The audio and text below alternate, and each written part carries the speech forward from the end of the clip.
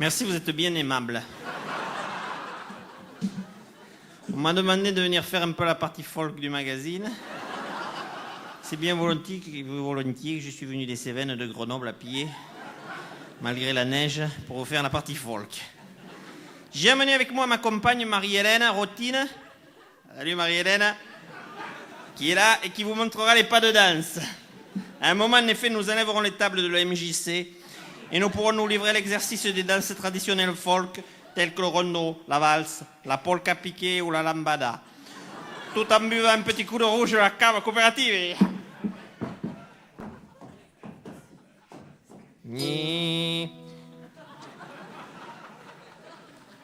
La chanson que je vais vous interpréter maintenant est une chanson qu'on chantait à la veillée dans l'ancien temps à la campagne, dans les temps reculés.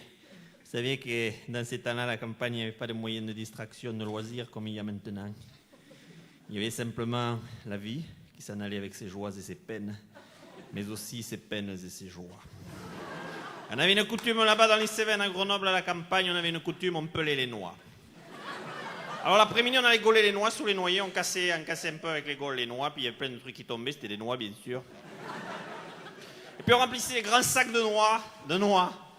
Et le soir, on allait à la veillée aux noix avec tout le village, Fanchon, Fanchonnette, Marinou, Marinette. Tout le monde était là et on venait peler les noix chez mon grand-père et ma grand-mère dans la vieille cuisine pleine de guêpes écrasées, sentant bon l'herbe, le bois, la craie.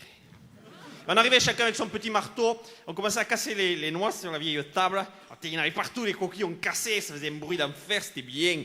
Et puis, une fois qu'on avait cassé la coquille, il y avait une sorte de petite pellicule chiante qui entourait le fruit, le cerneau, cette connerie-là, mais il fallait l'enlever parce qu'on portait ça au moulin pour faire de l'huile de noix, avec les gros broyeurs en pierre qui broyaient les noix. Ah, c'était chiant parce que, si tu veux, pour 200 kilos de noix, t'avais 1 centilitre d'huile. Ah, fallait empeler des tonnes. Mais le travail nous faisait pas peur, il faut dire. Alors on pelait. Alors vers minuit, quand on avait pelé, les noix, il y avait partout, on avait plein le cul. Alors on commençait à chanter des chansons, le vin aidant, et puis mon grand-père montait sur le tabouret. Et je le regardais, je lui disais, papy, chante-nous la chanson, Marion les filles. Il me disait, je vais la chanter, Marion les filles, je la chante. Et il chantait Marion les filles, la chanson. Et cette chanson, Marion les filles, je l'ai recueillie par tradition orale. Il n'avait pas de magnétophone en ces temps-là. Et c'était une chanson que mon grand-père tenait de son grand-père, qui lui-même la tenait de son grand-père, qui lui-même la tenait de son grand-père, qui lui-même la tenait de Bernard Lavilliers. Et c'est pas des conneries, hein. C'est une chanson, Marion les filles, bon, je vous l'explique en 2 mots. Marion, du verbe marier, les filles, bon, c'est ce que c'est. Et alors ça se passe au mois de juin, l'époque de la mousson. On rassemble les jeunes filles en âge d'être mariées, vous voyez, 13 ou 14 ans. On les met sur les tracteurs, vous voyez, les gros tracteurs, on les met à demi nus avec les sacs de noix pelés sur la tête.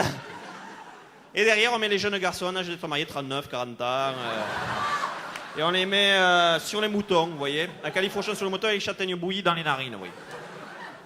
Ça pourquoi? Parce qu'à un moment, il y a le départ de la course, c'est une course finalement pour marier. Et alors, les tracteurs partent devant, bien sûr, avec les filles dessus, et évidemment, ils en prennent plein les narines du gasoil. C'est pour ça qu'ils ont les châtaignes bouillies. Je sais pas si on le fait ici. En tout cas, là-bas, dans les Cévennes, à Grenoble, on le faisait. Mais c'est les coutumes, ça, c'est des trucs qu'on peut pas dire. On peut pas dire c'est bien ou pas bien, c'est la coutume, on l'a fait. Depuis des années, c'est comme ça. On cherche pas à remettre en cause, hein, on le fait, quoi. C'est pas des conneries. Non, c'est pas des conneries. Alors bon, une fois qu'on avait fait ça, on avait marié les filles. Au mois de juillet, on mariait les filles et les garçons vainqueurs au moment de la vendange, au mois de juillet, à la vendange. Pas la vendange des noix. La vendange tardive, ça s'appelle. Et maintenant, je vais vous présenter le dulcimer, instrument typiquement folk, cévenol, de Grenoble, et qui se compose de 5 cordes. Alors on va essayer, dans le cadre de notre stage au folk, de chanter les cordes du dulcimer.